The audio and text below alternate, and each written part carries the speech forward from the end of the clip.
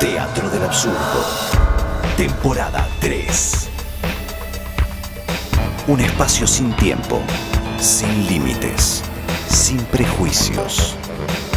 Conduce Gustavo Maher. Cero forma, 100% contenido. Bienvenidos amigos a otro episodio de Teatro del Absurdo, temporada 3. Muchas gracias por estar ahí acompañándonos. Hoy me encuentro solo, no tengo a los chicos que me acompañan habitualmente, pero igualmente estoy acompañado del nuevo amigo de la casa que ya nos visitó en otra oportunidad, que es el coautor del libro Bald Street, un viaje hacia The Beatles, coescrito en colaboración con Quique Benavent. Me acompaña José Ángel Pastor desde Glasgow, Escocia. ¿Cómo estás, José? Hola, Gustavo, ¿qué tal? Pues mira, un placer volver a estar contigo. Ya sabes que soy un ferviente admirador de teatro, del absurdo. Y bueno, pues a ver por qué derroteros nos lleva el programa de hoy. ¿Por qué no? Vamos a ver qué pasa.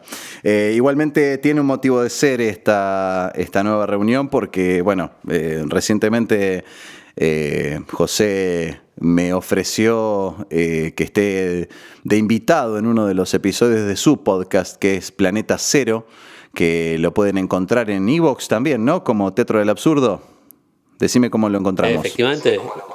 Efectivamente, lo tenemos en iVoox. Creo que llevamos ya 8 o 9 podcasts. Y en YouTube también normalmente lo subimos a YouTube.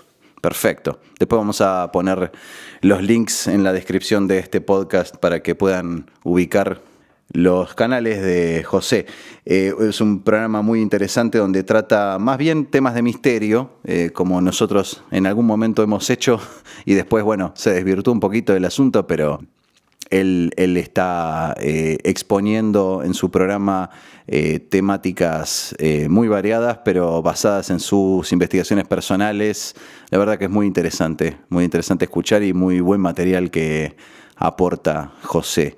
Les cuento, antes de arrancar a charlar con José, las vías de comunicación. Pueden ubicarnos a través de Instagram, Twitter y Facebook como @tdelabsurdo. Nos encuentran en YouTube como Teatro del Absurdo y también estamos en la plataforma de podcast como José y su Planeta Cero. Nos encuentran en teatrodelabsurdo.ivox.com. Bueno, es el programa número 48 que estamos transitando. En un par de episodios van a haber algunas sorpresas. Vamos a ver qué sale también en esa ocasión. En este momento estoy hablando con José Pastor. Y una de las cosas que estuvimos charlando cuando estuve de invitado en su programa fue sobre la temática OVNI. Y yo le contaba a José mis experiencias personales en la Aurora, en la estancia La Aurora en Uruguay. Un día que venga Juan Echave, que es con quien estuve compartiendo también experiencias de esa índole y en ese lugar. Viajé unas 3 veces aproximadamente con él allí, así que un día nos vamos a poner a charlar de ese tema.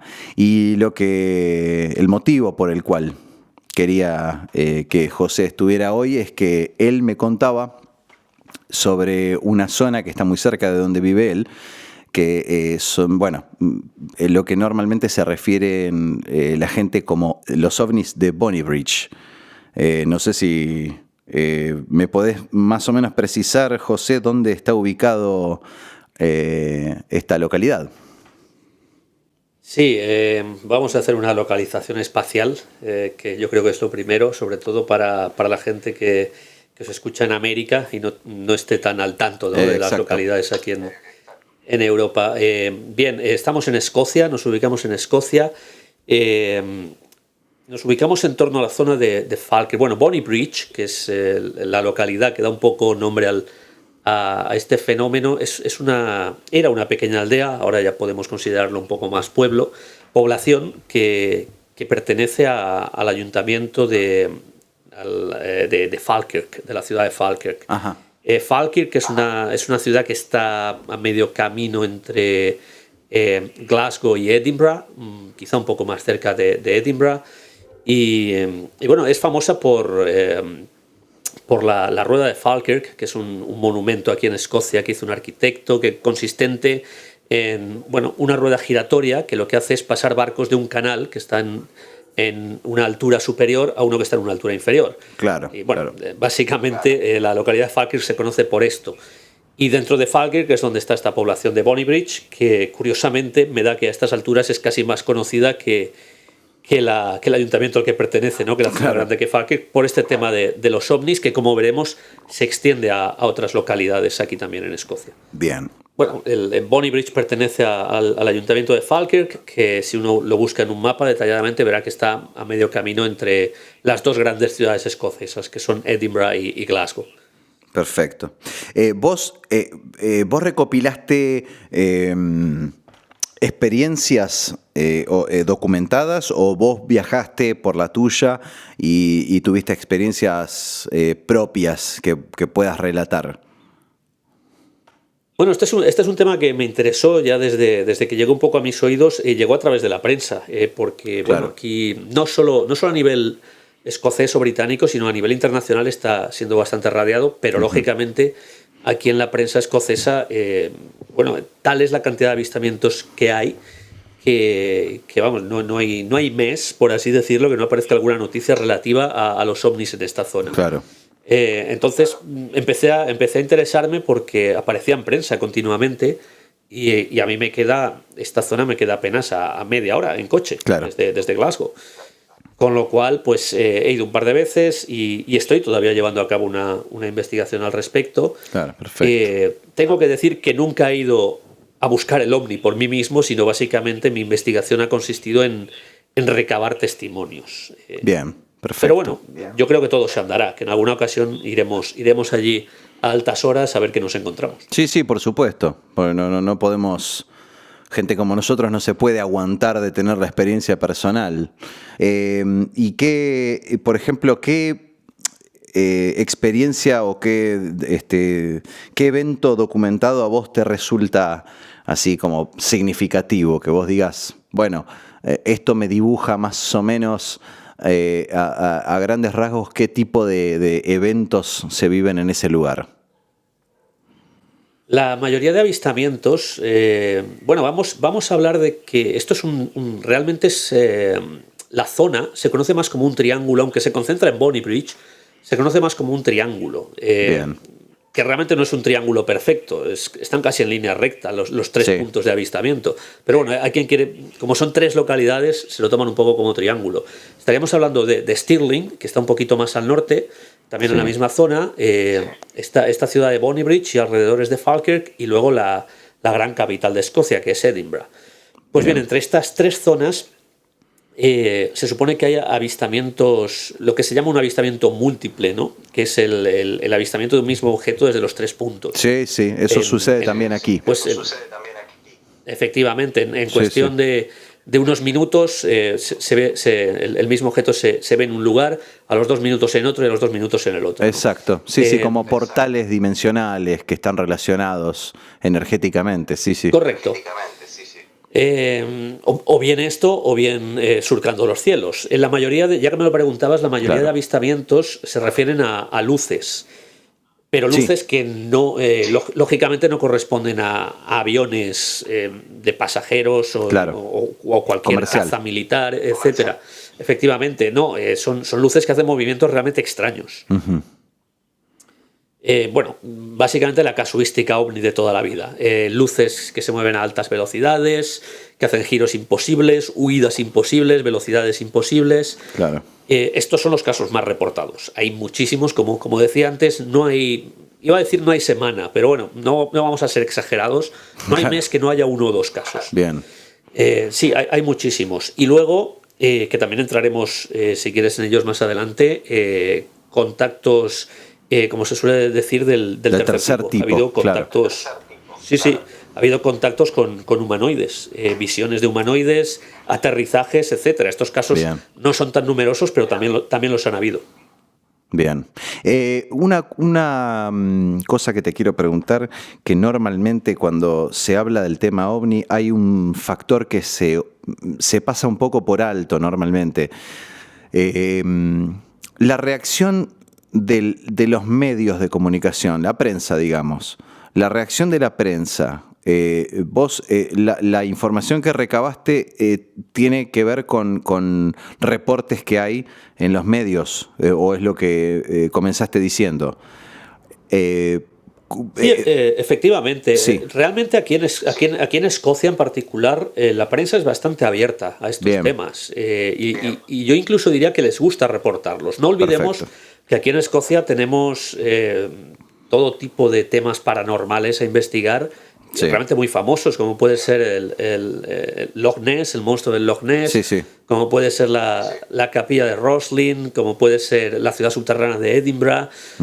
Hay muchísimos, con lo cual yo creo que realmente la prensa está acostumbrada. Y el tema OVNI, pues se trata desde un cierto respeto.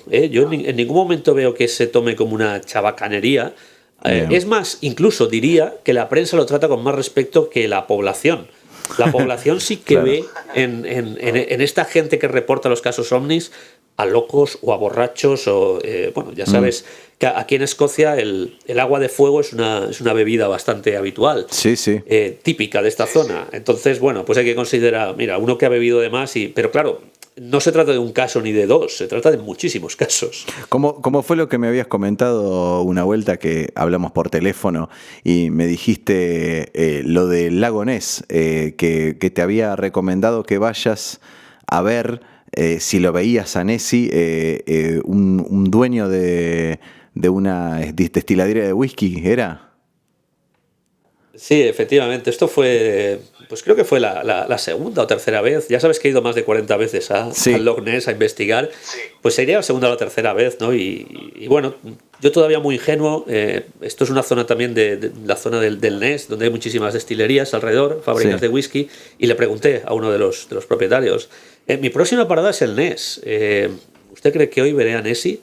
Dice, llévate 2 botellas de estas y verás cómo lo ves seguro. Seguro. También para que veas. Te voy a poner un ejemplo de cómo se lo toma la gente. Tengo un amigo que es de aquí de Glasgow de toda la vida. Nació en Glasgow, ha vivido toda su vida en Glasgow. Jay, y le comenté un día, oye, mira, voy a ir a Falkirk a hacer estas investigaciones sobre el tema de Bonnie Bridge y tal. Me dice, es por el tema de los ovnis, ¿no? Sí, si has leído algo y tal, sí. ¿No te parece curioso que sea en Falkirk? Y digo, ¿por qué? ¿Por qué dices que es curioso? Dice, hombre, Falkirk es conocido como el lugar con más muertes por cirrosis de gente que se excede con la bebida de toda Escocia.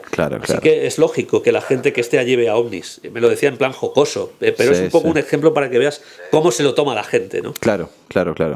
Pero entonces la prensa me decís que se lo toma seriamente, que hay un sector de la prensa que lo trata de forma seria, que lo reporta, que se toma el trabajo de llevar un registro de eventos. Sí, lógicamente. Fíjate que si tenemos 1 o 2 noticias de esta índole cada mes y todavía siguen apareciendo en prensa, quiere decir que siguen llamando la atención, ¿no? Al final se suele decir que lo repetitivo cansa. En este caso no, en este caso realmente yo creo que sí que hay un interés por parte de la prensa. Sí. ¿Y qué pensás que lo que tiene que ver con el gobierno o la preocupación institucional acerca de esto? Me imagino que, en otra oportunidad hablamos del tema influencia de agencias gubernamentales o no de Estados Unidos, como puede ser la NASA, que pueda tener, digamos, información o que esté al tanto de lo que sucede y por supuesto debe haber connivencia con los gobiernos locales. Entonces, ¿qué es lo que se sabe, si se sabe algo al respecto a la postura del gobierno local acerca de este tipo de avistajes? Yo aquí voy a arrojarme al vacío, ningún problema. Se suele decir, y voy a lanzar una hipótesis sin haber concluido mi investigación, pero creo que no andaré muy desencaminado, porque muchas otras personas lo piensan. Perfecto. Estoy convencido de que el 90%, si no más, de estos avistamientos son pruebas militares. Claro. Son provocados por el propio gobierno. Y te voy a dar la razón por qué. Esta zona de Falkirk es... Falkirk, Stirling, esta zona que te he comentado, es casi el inicio de las Highlands, la zona de las tierras altas de Escocia. Un poquito más arriba empiezan. Las Highlands están muy despobladas y todo el mundo sabe, porque esto es oficial, que el ejército británico hace sus maniobras militares en las Highlands. Claro. Es más, ha habido ya más de un accidente y bastante grave, de hecho, con alguna que otra víctima. De víctimas civiles, me refiero, por este tipo de prácticas que se hacen de forma indiscriminada. Entonces, a mí no me extrañaría que, igual que se opera con nuevos prototipos de carros blindados y demás armas que pueda tener el ejército británico, se haga también con prototipos de aviones o cualquier objeto extraño volante, cualquier arma volante que pueda tener el ejército británico, que, como bien sabrás, hombre, no está a la misma altura que el estadounidense, pero tiene un grandísimo potencial en este sentido. Uh-huh. Y vos, por ejemplo, ahora que me estabas hablando de pruebas militares, inmediatamente me remití a tus conocimientos en la materia, o al menos en lo que es temática OVNI. En tu podcast trataste el tema de nazis en Argentina y después, lo relacionaste con la Atlántida y lo relacionaste con el tema OVNI y no es poco habitual escuchar que las teorías acerca de que los nazis hacían pruebas con ovnis o estaban comunicados de alguna manera con alguna civilización. No sé si es eso o si eran pruebas militares o cómo lo planteabas vos, pero bueno, no es poco habitual escuchar eso. Vos tenés más información al respecto, investigaste algo al respecto. Ya sabes, amigo Gustavo, que si nos metemos en este tema, que es el santo grial de mi investigación paranormal, por eso mismo. No salimos. Bueno, sí. Lo voy a resumir fácilmente. Sí. Bien sabes que hace apenas un mes, más o menos, estuve en Polonia visitando lo que se supone que no existe. La versión oficial dice que no existe, que son los búnkeres secretos que hay en las montañas que hay en la frontera entre Polonia y Chequia, los búnkeres secretos donde las SS y el Reich pues investigaban este tipo de armas. Die Glocke, la campana, los ovnis, y efectivamente, se sabe que esto, los americanos jamás han desmentido que se han llevado planos con este tipo de prototipos. Claro. Lo que pasa es que ahora vamos al siguiente paso. Si estos prototipos realmente se llegaron a construir, bueno, de la misma manera que se niega que estos búnkeres hayan existido y se haya trabajado allí, y yo ya te digo, hace un mes he estado en estos búnkeres, así que te puedo decir que existen, porque he estado dentro, he bajado a los búnkeres, sí. Obviamente allí ya no hay platos me enviaste un video y todo. Sí, me acuerdo, me enviaste un video y todo. Hey guys, it's really dark down here. And, well, basically I'm in the middle of a tunnel underground. This is not a mine, actually. This is the bunker in Molke. Basically, well, it's so fucking dark, you can't even see me. This is basically where the Nazis used to buy their UFOs.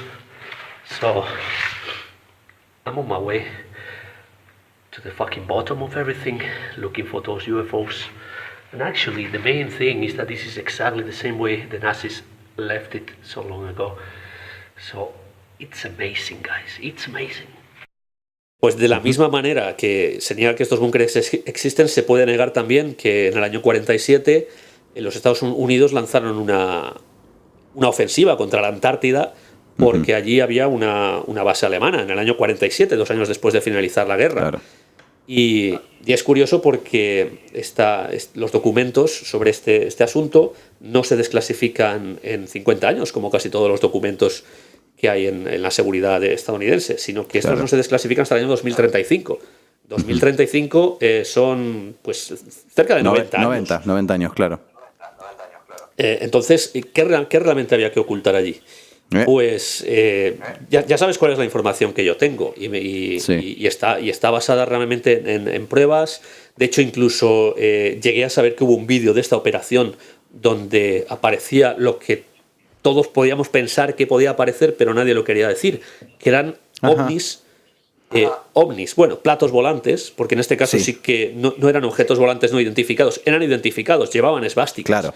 Platos volantes Claro. que atacaron a la flota del almirante Byrd, que era el almirante que comandaba esta operación a la Antártida y que dejó su batallón destrozado. Se cargaron a la mitad del batallón. El propio almirante Byrd acabó en Santiago de Chile, huyendo de la Antártida y confirmando lo que le había pasado, que había sido atacado. El almirante Byrd fue retirado de la circulación rápidamente.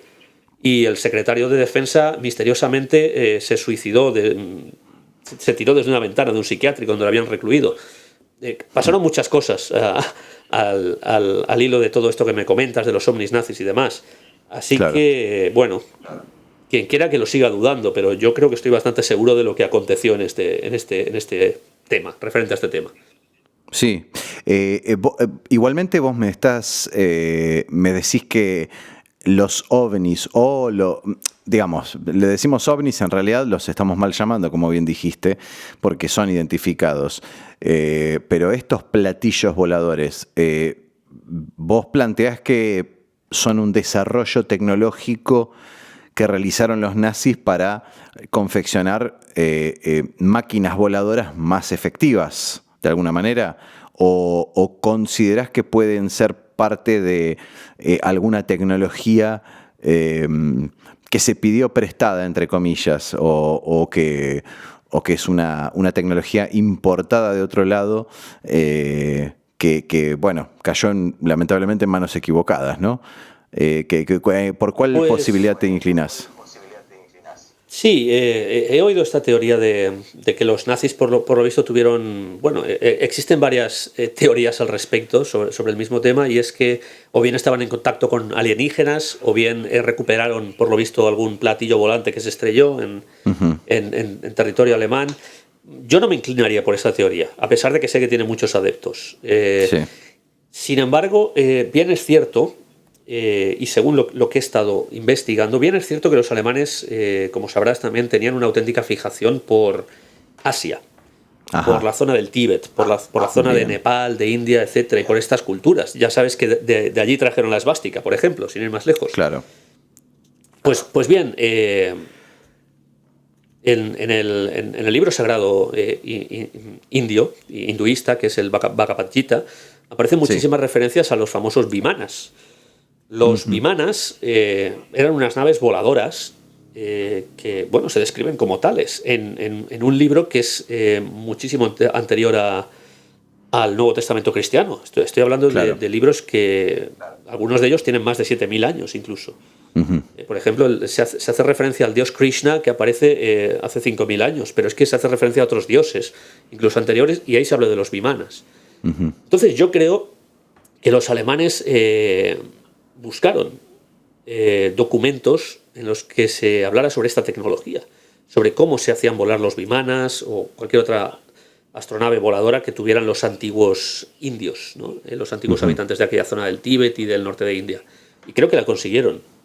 Y es más, recientemente leí un artículo en el que una expedición norteamericana en el Tíbet había encontrado más de estos documentos similares, e inmediatamente se había callado el descubrimiento.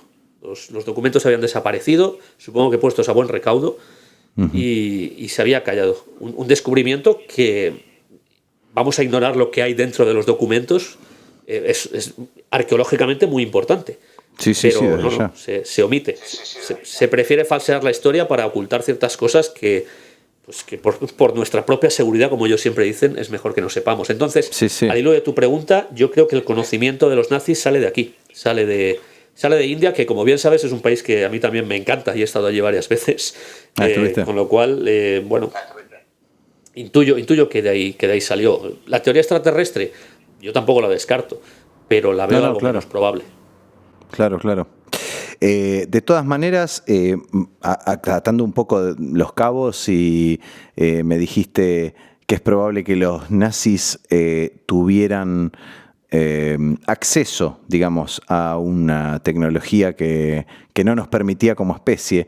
Yo estoy pensando ahora que el famoso caso Roswell, que después se lo desmintió, pero bueno, se hablaba de que un ovni se había estrellado en la zona de Roswell, en Estados Unidos, y se había recuperado la nave que había aterrizado en forma un poco de emergencia.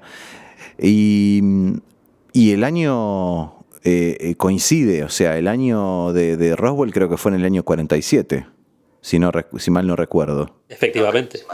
Claro, entonces podría haber alguna relación entre los ovnis nazis y este evento.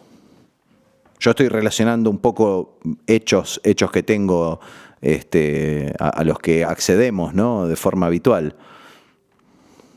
Es curioso que nadie se ha planteado, o muy poca gente se ha podido plantear esta relación tal y como lo estás haciendo tú. Claro. Yo nunca había pensado que lo de Roswell fuera un ovni nazi. Por supuesto existe la posibilidad, pero lo de Roswell se llevó con tanto secretismo que es muy difícil realmente saber lo que era. Entonces, claro, yo estoy abierto también a esto, a que pudiera ser un arma alemana que se estrelló, o incluso alienígena, que es yo creo la versión más extendida. No sé, Roswell estoy abierto a todo, realmente. Claro. Sí, pero de todas maneras, digamos, me refiero a que este ovni que se estrella en Roswell, que es en el año 47, y luego aparecen pruebas de ovnis en manos de los nazis, puede ser que los nazis hayan tenido alguna conexión, algún contacto con Estados Unidos en esa época, cosa que me parece poco razonable, pero bueno, todo puede ser, y que hayan tenido acceso a esa tecnología cuando la tenían a la mano. Uno no sabe si eso fue cierto, pero si fue cierto, por supuesto que tiene que haber un impacto en lo tecnológico, el tener acceso a una tecnología extraterrestre, ¿no?, que no sea de la Tierra.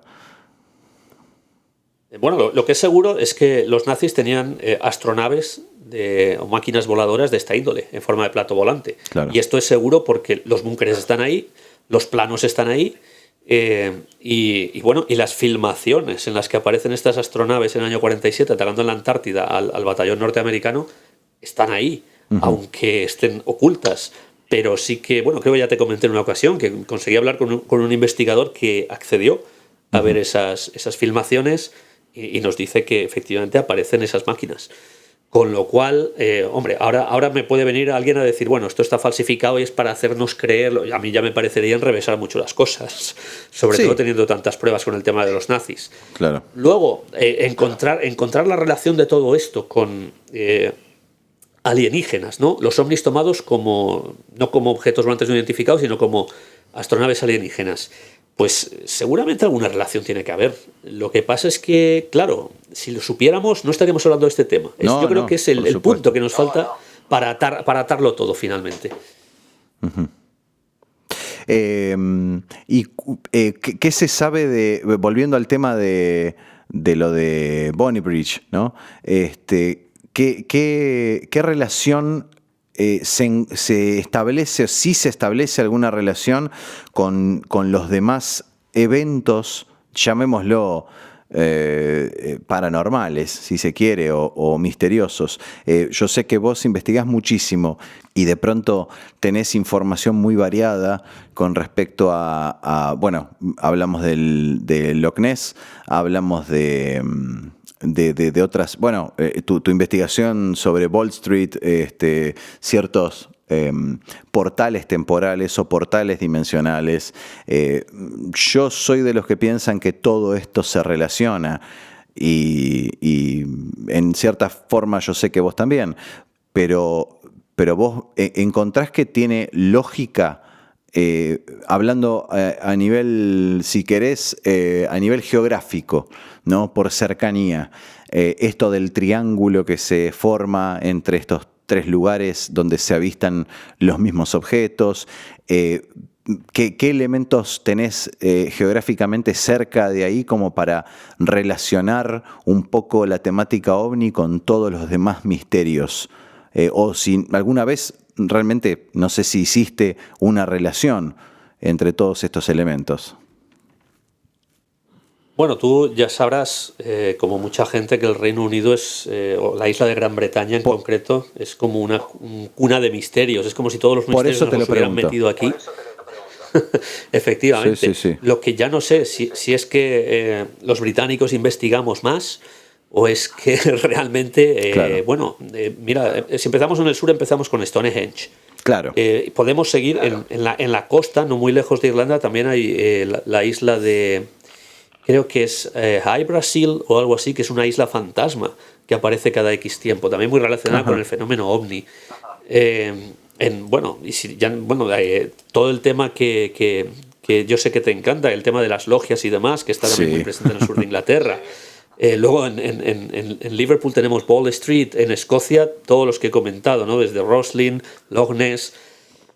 Yo no sé, es muy difícil saber si existe una relación entre todo esto. Estamos hablando de o si cuántos realmente- kilómetros distan entre todos estos puntos. Estamos hablando dentro del Reino Unido. Bueno, el Reino Unido de norte a sur, ¿qué podrá tener? En kilómetros, quizá 1000 kilómetros Claro. aproximadamente. Estoy hablando de memoria, no lo sabría decir. No, está bien. Sí, porque vamos a ver, de Inverness a Londres en coche podemos tener unas 10 horas. Claro. Yendo muy deprisa, quizá alguna más. Sí, puede que sean unos 1000 kilómetros. Claro, es muy poco lugar, muy poco espacio geográfico para todas las cosas que suceden. Hay como una gran Efectivamente. concentración de eventos. Claro, lo que yo ya no sé es si son los eventos los que se concentran o somos nosotros, los humanos, los que queremos concentrar los eventos investigando más y más y más. Porque nos hemos centrado en investigar aquí. Yo estoy seguro que también hay que tener en cuenta que en la isla de Gran Bretaña está, salvo el norte de Escocia, está bastante, la población hay una densidad bastante alta. Claro. No es como, por ejemplo, Argentina. Yo sé que Argentina, las grandes ciudades sí que hay una gran densidad, pero en La Pampa y en No. las zonas del sur No hay una gran puede haber tantos concentración. avistamientos. No hay tantos avistamientos porque no hay quien los divise, lógicamente. Claro. Aquí hay mucha gente y toda la gente ve algo, ¿no? Y toda la gente se preocupa de los misterios. No lo sé, Gustavo. Esto es un tema muy interesante que también sería cuestión de ver si hay alguna relación. Y también está relacionado el tema histórico. Por supuesto que en el Reino Unido hay una historia muchísimo más extensa y más rica que lo que puede haber en toda América. Por supuesto, estamos hablando de que no tenemos muchos años de historia y hay mucha más bibliografía, muchos más documentos que se remontan muchísimos siglos antes en zonas como Europa y por supuesto Asia, Medio Oriente, todo lo que... Quiero decir que son de alguna manera continentes mucho más antiguos, con mucha más riqueza. Sí, bueno, como bien has dicho, hay documentación, pero por ejemplo, a mí en América me gustaría realmente saber qué había antes de que llegaran los conquistadores españoles y portugueses, porque las culturas, ya no solo voy a decir lo típico, mayas, aztecas, precolombino, claro. Había toltecas, había tantas culturas y no sabemos exactamente, hay cosas realmente muy misteriosas, sí, perdidas en la selva del Amazonas. Hay pirámides que todavía no se han descubierto y que están por ahí perdidas, enterradas entre vegetación. Y las culturas andinas, ¿no? Vámonos a Perú a ver qué sucede con todas las pistas y las figuras, ¿no? De Nazca y demás. O sea, sí, desde ya. Realmente yo creo que es algo mundial. Hay tantos misterios que realmente nos podríamos querer acapararlos todos, es una locura. No. Pero sí, es cierto que aquí... Es cierto que aquí posiblemente es por la documentación, ¿no? Que realmente pues se investiga más, ¿no? La documentación parece que al estar más concentrado todo hay más documentación. Sí, en eso es posible que tengas razón. Sí, desde ya. En lo que refiere a experiencias personales, por supuesto ya nos contaste sobre los túneles y todo ese búnker que visitaste hace muy poco. Y quitando todo lo que es ovnis o lago Ness, dentro de lo que es el misterio, a vos, digamos, sos un investigador y aparte de que vivís incidentalmente en un lugar donde están concentradas tantas cosas y tantos hechos. ¿Pasó algo? ¿Te pasó algo a título personal que te volcó a buscar algún motivo de por qué sucede todo esto o recopilar todos estos datos? Yo me imagino que algo te debe haber sucedido, algo observaste que uno dijo, bueno, tengo que desentrañar esto y ver por qué. No sé si sucedió algo, pero te lo pregunto. Pues realmente en ese sentido, tal y como lo expones, no. No. Y yo siempre suelo decir que soy un investigador con mala suerte. Ajá. En el sentido de que intento ir a buscar ovnis a un sitio, casi todo el mundo tiene la visión o el avistamiento y yo no. Bien, bueno, pues intentamos hacer unas psicofonías, etcétera, y donde todo el mundo recoge algo, yo no. En fin, en ese sentido soy un investigador con mala suerte, si lo podemos decir así. No, ¿Por qué estoy tan volcado hacia estos temas? Bueno, la verdad es que yo también empecé, como muchos otros, con el fenómeno ovni. Bien. Yo creo que, no sé, hay alguna razón que cuando eres niño es algo que te atrae realmente, te apasiona. Sí. Quizá los misterios bélicos y los fantasmas, de este tipo de cosas, vienen más adelante, ¿no? Pero parece que lo de los ovnis es algo que siempre atrae a los niños especialmente, ¿no? Y a mí es algo que me sucedió. Empecé siendo un niño, pues, viendo programas de televisión, escuchando programas de radio, y hasta aquí hemos llegado. Nos hemos ido enganchando y al final uno se da cuenta de todo lo que hay por investigar. Pero no he tenido una visión de estas, ¿no? Como muchos investigadores que dicen, yo empecé porque tuve una experiencia ovni, claro, o porque vi a un familiar en forma de fantasma, o porque tuve una aparición. No, en este sentido yo no he pasado por ello. Claro. Y muchas veces lo que pasa, y yo creo que me sucedió a mí, es que cuando tenés algún tipo de experiencia, puede venir alguien con una bibliografía, un dato, una información empírica, y tal vez uno no busca explicarlo a través de esos términos, ¿no? Tal vez lo que quiere es que le vuelva a pasar. De alguna manera, la información, el dato duro no alcanza o ya no, o como no es necesario. Entonces está bueno como investigador, en cierta forma, carecer de ese aspecto, se me ocurre, ¿no?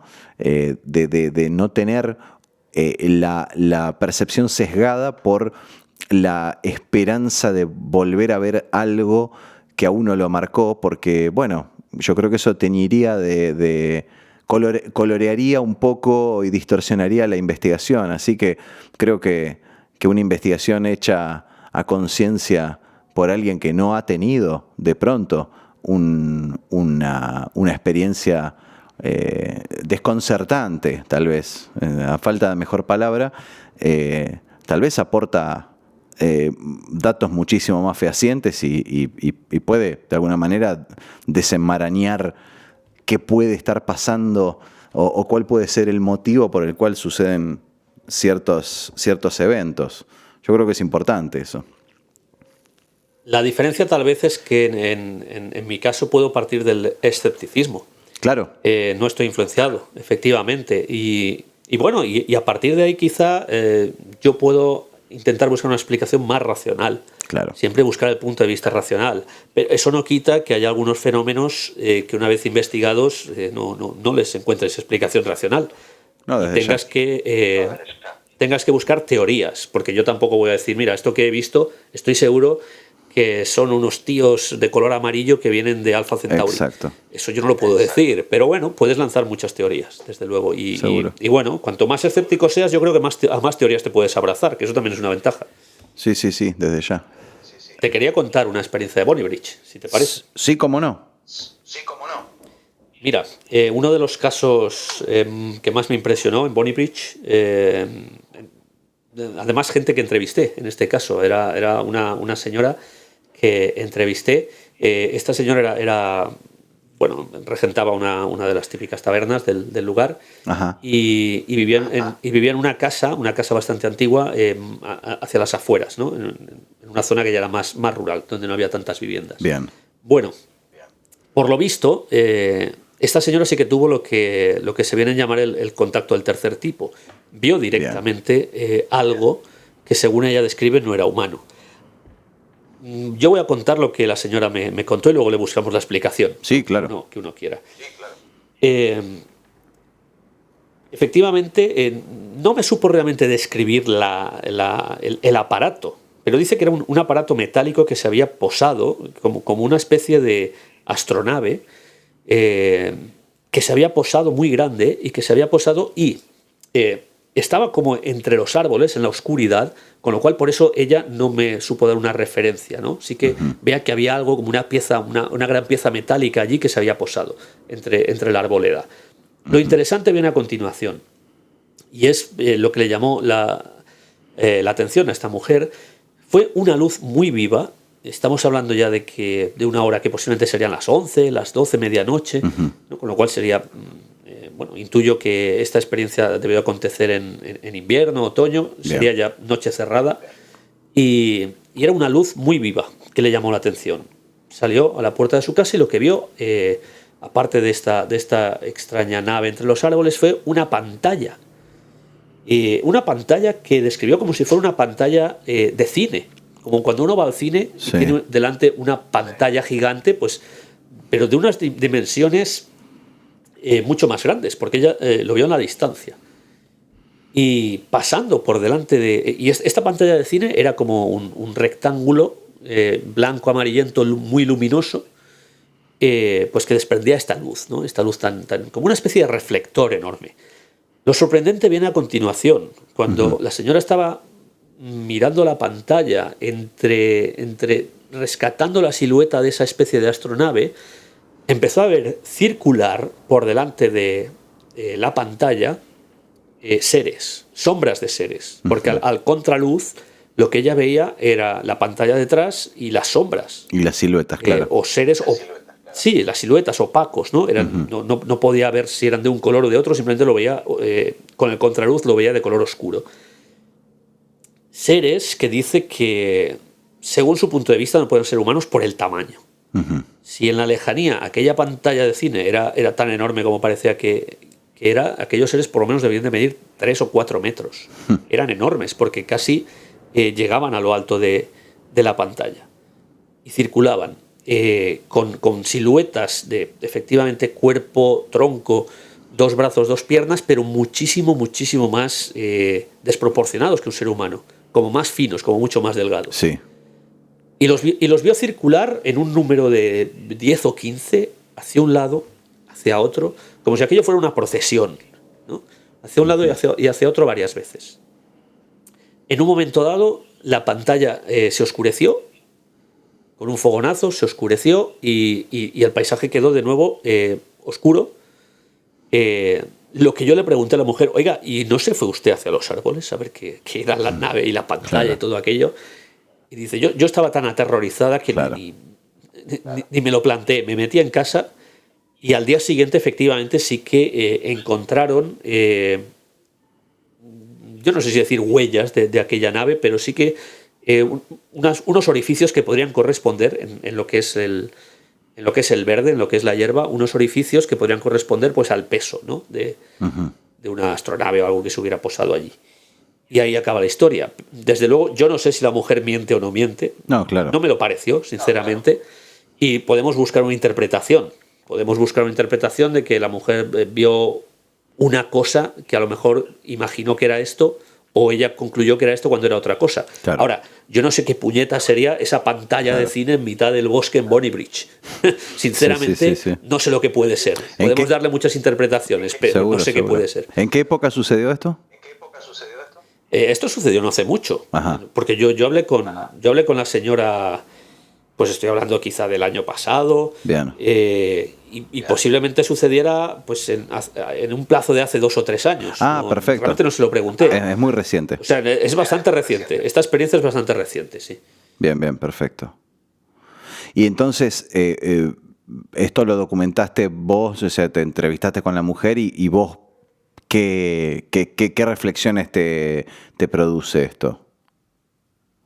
Lo curioso es que luego estuve buscando, siempre lo hago, cuando alguien me cuenta alguna historia, no solo en el tema OVNI, sino en cualquier otra investigación, Sí. intento comparar con casos similares, ¿no? Con Wall Street lo hice mucho, sabes que el tema de los lapsos temporales que se producían, intenté contrastar con otros y encontré que había muchos más casos. Claro. En este caso lo que hice pues, fue lo que hacemos todos.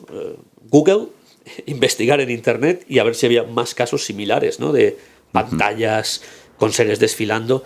Para mi sorpresa, y mira que esto es un tema extraño, no lo había oído Sí. en mi vida, para mi sorpresa encontré que sí, que había más casos y dos de ellos me sorprendió, ¿no? Porque lo estuve buscando, lo primero que haces, lógicamente, es buscarlo en inglés. Claro. Que luego puedes buscarlo en otros muchos idiomas, para ver si en prensa de otros países, pues buscándolo en inglés, lo curioso es que me aparecieron dos casos prácticamente idénticos. ¿Adivina en qué país? En Reino Unido. No. En un país que yo también conozco. En Polonia. En España. Ah, en España. Ah. Pero el relato estaba en inglés. Sí, lo curioso es que buscando el caso, buscándolo en Google en inglés, me aparecieron dos casos que acontecieron en España. Wow. En el norte de España, curioso, que es la zona donde yo nací, en el norte de España. Y Y lo cual me sorprendió muchísimo. Digo, bueno, ¿qué relación puede tener Claro. un caso súper raro, porque esto es lo más raro que he visto, que me han contado? Sí. ¿Y qué relación puede tener con dos casos absolutamente idénticos en el norte de España? Claro. O sea, realmente me quedé muy sorprendido. Entonces, no sé si hay alguna conexión, de que quizá, por suponer, aunque esto es divagar mucho, quizá es el mismo tipo de aeronave que vuela de un sitio a otro y son exactamente los mismos seres, ¿no? Haciendo exactamente el mismo número. Claro. Es misterioso. Sí, Ahí lo sí. dejamos. Yo me acordaba de una experiencia personal allí en Uruguay. Mientras me contabas esto, que me hizo acordar la pregunta que le hiciste a esta mujer de, bueno, a usted no se le ocurrió ir a los árboles a ver qué había. Y eso es lo que normalmente a todos los que escuchan historias como esas le surge una pregunta muy natural. ¿Fuiste a ver qué era? Y es algo que sucedió que alguien muy allegado a mí, cuando le contaba las historias de situaciones que vivimos allá en la zona de Salto, Uruguay, sucedía que cuando uno cuenta, no, porque vi una luz que hizo este movimiento y que cada vez se acercaba más y después se alejó, que una persona que estaba en el grupo con nosotros se puso a pensar, pensaba, ¿no? Les decía que vengan, que no teníamos miedo y que se den a conocer, pero ella lo pensaba, quería transmitírselos en forma, digamos, no me sale la palabra.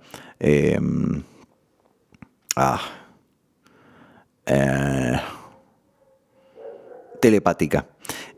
Quería transmitirles de forma telepática esos pensamientos, y hubo una persona de ese grupo que dijo: ay, me muero de miedo. Pero lo dijo muy bajito, lo dijo casi con la voz apagada, muerta, ahogada, y en ese mismo instante la luz desaparece. Y recuerdo que cuando se lo conté a alguien esto, que nunca había viajado, me dice: ¿y no fueron a ver? ¿No fueron hasta donde estaba la luz a ver qué era? Y nosotros le dijimos: no, bajo ningún concepto. En ese momento a uno no se le ocurre hacer eso. No por miedo. Tal vez es un respeto, tal vez es, bueno, es lo desconocido, es lo que uno... O sea, uno vio una luz, pero uno no tiene idea qué es esa luz. Tal vez ir acercarse a esa luz signifique la muerte segura. Tal vez uno, si se lo pone a pensar, sentado en la casa tranquilo, dice, y yo prefiero poner mi vida en riesgo, pero conocer la verdad de algo. Si viene con una respuesta, voy a buscar esa verdad, pero en el lugar es muy distinto. Cuando uno está viviendo esa experiencia es muy distinto. Y me acuerdo que esa persona viajó con nosotros en un viaje posterior, vio un objeto que estaba al final del camino donde estábamos y ese camino daba a un río. Y era sencillo, cuando uno lo transitaba de día, veía que era sencillo llegar a ese río. Y uno decía, ¿querés ir a ver al río? A ver qué era eso. Ni se te ocurra, vámonos ya mismo de acá, fue la respuesta. Entonces, entiendo perfectamente la sensación de esta señora de no querer investigar más de lo que ya vio, porque en esa situación es muy difícil plantearse la posibilidad de ir y desentrañar el misterio solo, después de ver eso, ¿no? Por supuesto. Bueno, al respecto de esto que comentas, estoy totalmente de acuerdo.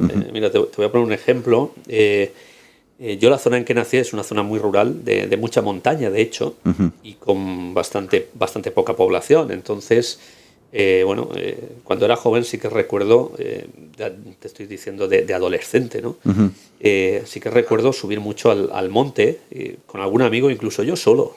Y subir al monte no era simplemente 5 minutos desde casa, no, era coger por la noche, altas horas de la noche, de madrugada, 2 o 3 horas caminando por el monte a ver si encontrábamos algo. Wow. Siempre en busca del misterio, ¿no? Sí, sí.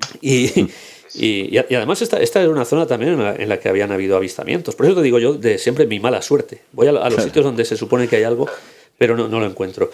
Bueno, pues en algunas ocasiones, caminando yo solo por el monte, por mitad del monte, veías a lo lejos una luz, que a lo mejor, en el 100% de los casos siempre era un coche, una motocicleta que iba a lo lejos, ¿no? Por la pista que... Bueno, a mí las piernas me temblaban. Cuando yo iba buscando la luz, pero en el momento que la veía... Claro. Las piernas me temblaban. Y no sé si era simplemente por miedo, por nerviosismo, por lo que fuera. Pero entonces ya cuando decía, bueno, si es eso, no sé si acercarme o no. Entonces ya descubrías que era una motocicleta o un coche. Claro. Y decías, bueno, menos mal. Entonces está ahí, ¿no? Realmente está el querer conocer, pero al final siempre está el reparo, ¿no? Que a lo mejor, si lo hubiera sido, me hubiera acercado. Eso es algo que nunca sabremos. Pero bueno, siempre tienes ese miedo, ¿no? Ese respeto, por así decirlo. Bueno, ves, cuando yo fui por primera vez a la Aurora mi actitud en ese primer viaje fue a ver de qué se trata todo esto que me están contando ustedes de los avistajes de ovnis, a ver de qué se trata. Bueno, yo en ese momento podríamos resumir mis sensaciones con curiosidad, escepticismo y sobre todo... no valentía, no es el término, pero la falta de miedo típico de quien piensa que todo eso es mentira o es una construcción de la persona que me lo está contando, ¿no? ¿Estamos de acuerdo? Entonces, yo sentía muchas cosas en ese momento, pero lo que seguramente no sentí era miedo. Sí, cuando tuve las primeras experiencias sentí un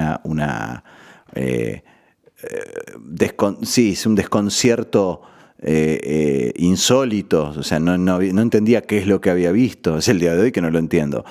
Pero no sé si miedo, no sé si alguna vez sentí miedo.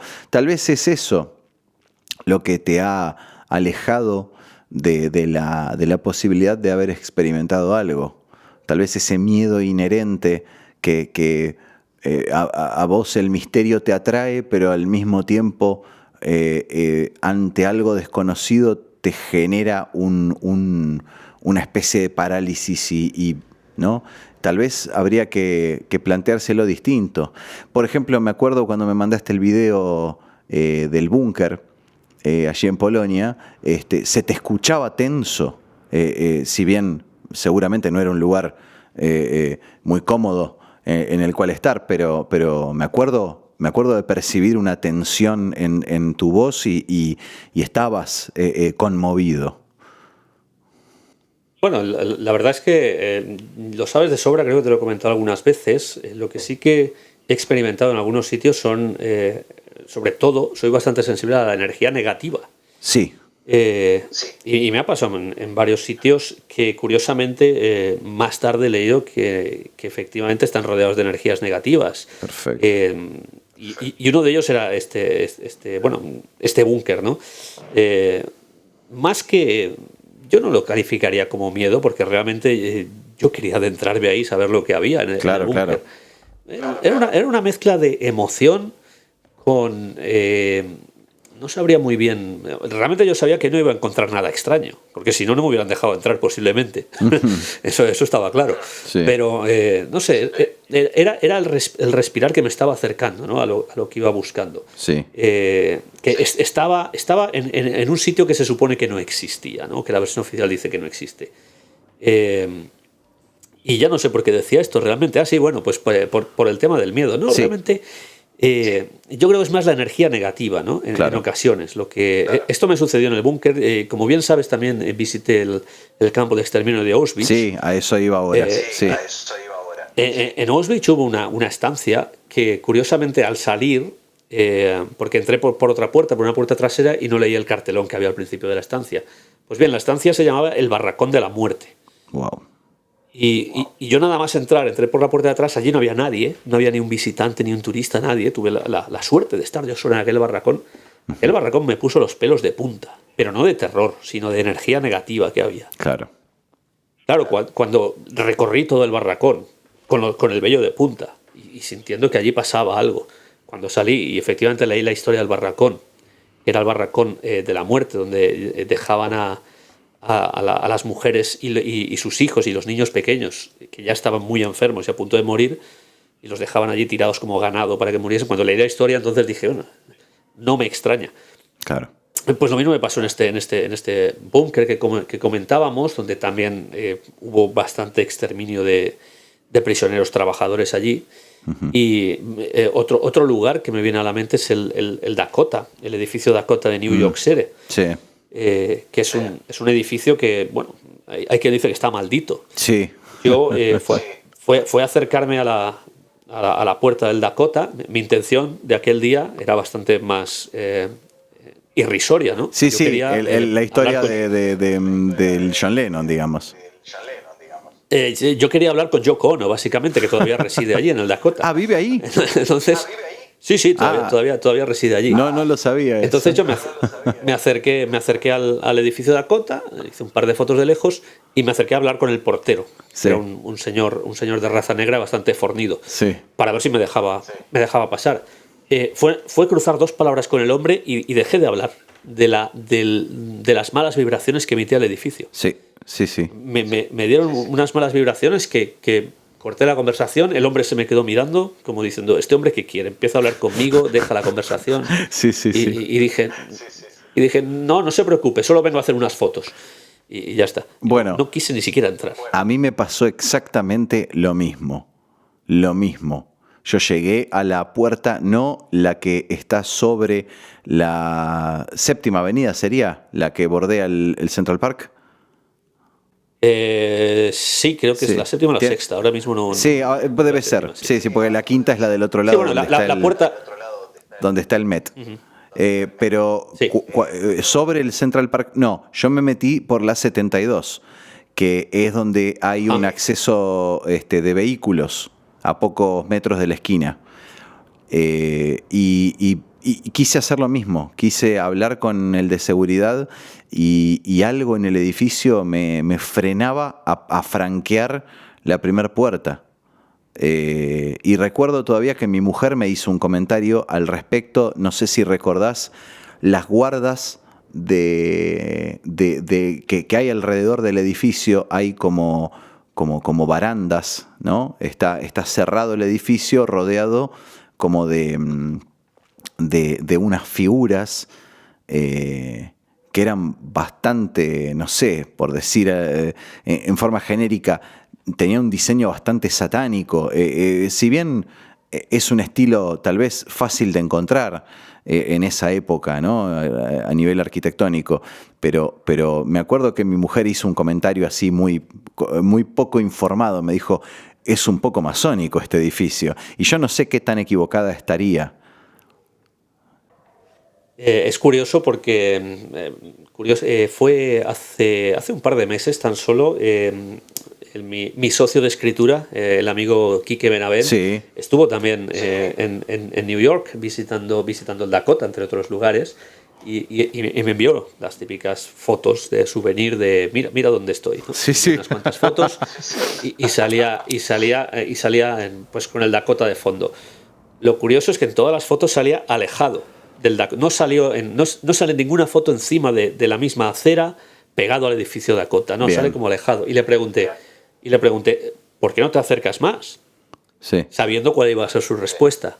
Y su respuesta fue, porque siento unas vibraciones horribles. Sí.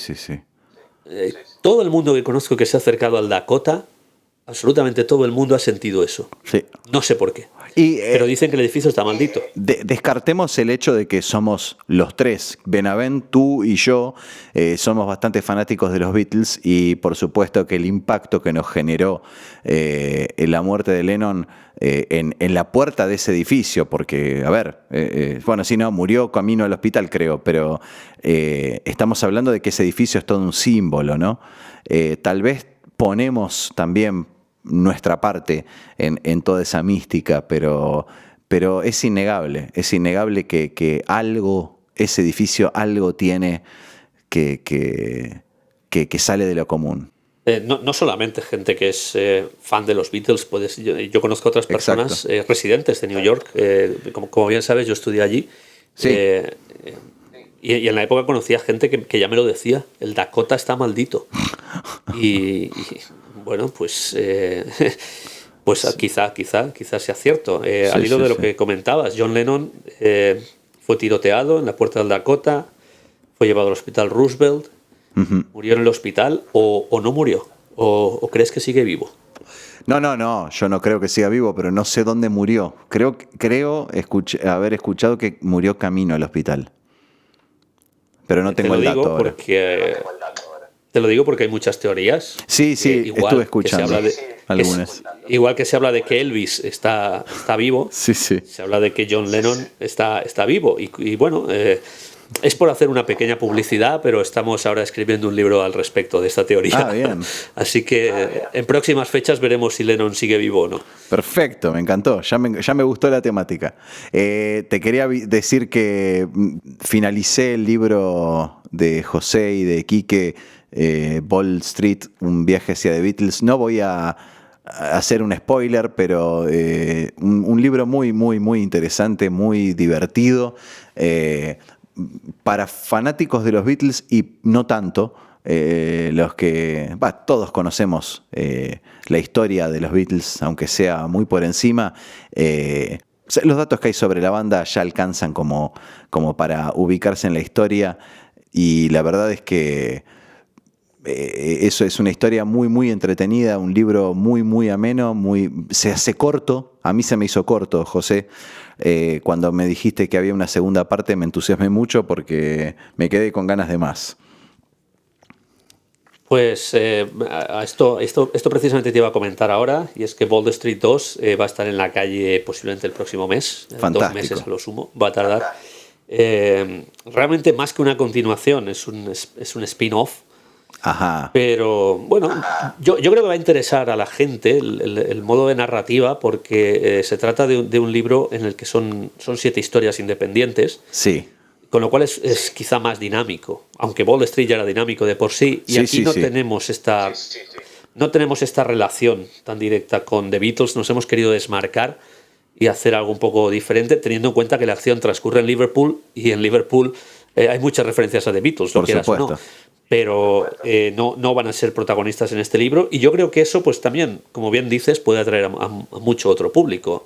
Por supuesto, te mantendré informado en cuanto salga a la venta. Sí, por favor, te voy a pedir un favor, convencelo a Quique Benavent de que lo vendan en formato digital, porque va a beneficiar muchísimo que mucha gente llegue al libro, porque lo tienen exclusivamente en formato físico, ¿no? ¿Es así? Efectivamente, el primero, Bold Street, la primera parte es solamente formato físico.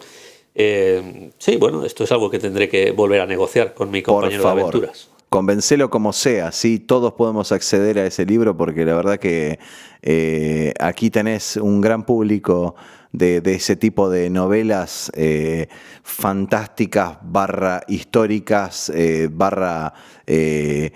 historia para fanáticos. La verdad es que es muy interesante. Yo lo terminé hace ya un par de meses y estoy esperando que echar manos a la parte 2, al libro 2. No quiero decir nada porque la verdad es que no puedo decir nada. Ya hablamos del libro en el episodio anterior del programa y si digo algo yo creo que voy a dar un spoiler, así que prefiero no decir nada. No, bueno, fuera de dar spoilers, yo creo que, como bien has comentado, el mejor resumen que has hecho es que es un libro para fans de The Beatles y para no fans. No, desde ya. Desde ya. Y en este sentido, Quique sí que intentó centrarse muchísimo en la historia que rodea a The Beatles, y yo, como buen amante del misterio, me situé en complementando con la historia de misterio que hay alrededor de la temática del libro, ¿no? Y me centré en otros personajes que también pues le dan color, por así decirlo, el toque, el color y el toque humorístico, porque tiene un gran toque humorístico ese libro también. Desde ya, sí, divertidísimo, muy bueno.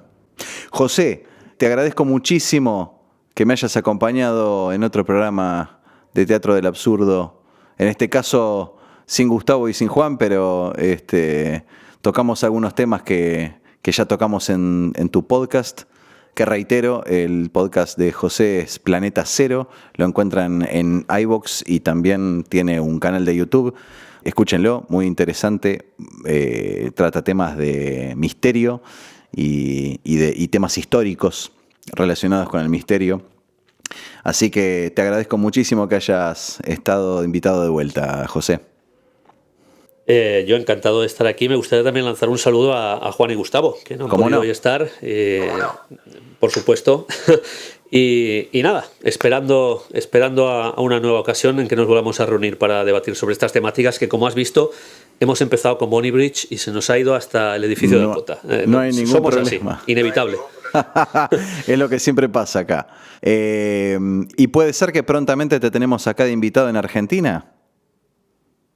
Bueno, prontamente, yo prometo que voy a estar. Prontamente. Bien. El tiempo es relativo, pero posiblemente a lo largo del año 2019, que está a la vuelta de la esquina. Perfecto. Así que te esperaremos acá en el estudio para que estés acompañándonos en un programa en persona.